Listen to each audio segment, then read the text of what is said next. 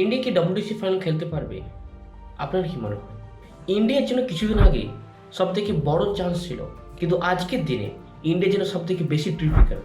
আজকের ভিডিওতে সেটাই শেয়ার করব, কোন কোন দল ডব্লিউটিসি ফাইনাল খেলতে পারবে। ফার্স্ট অফ অল ইন্ডিয়াকে এখন 4টে ম্যাচ জিততে হবে আউট অফ 5।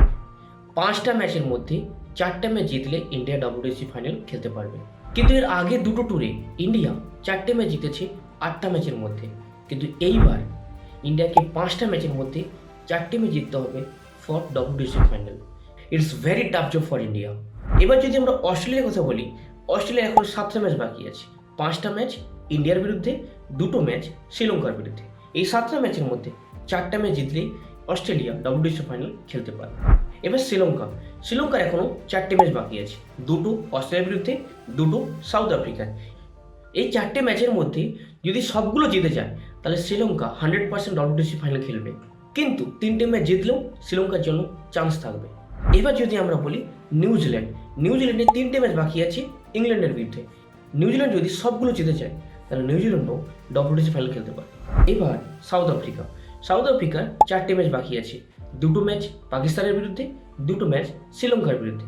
এখানে সাউথ আফ্রিকা যদি সবগুলো জিতে তাহলে সাউথ আফ্রিকাও ডব্লিউটিসি ফাইনাল খেলতে পারবে। এবার যদি আমরা কনক্লুশন বলি, ইন্ডিয়া এবং অস্ট্রেলিয়ার মধ্যে যে সিরিজ জিতবে তার যাওয়ার চান্স সবথেকে বেশি।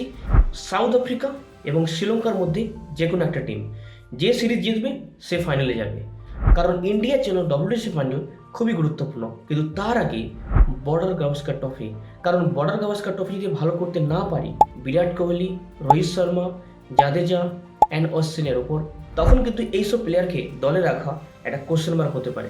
আপনার কি মনে হয় অবশ্যই কমেন্টে জানাবেন।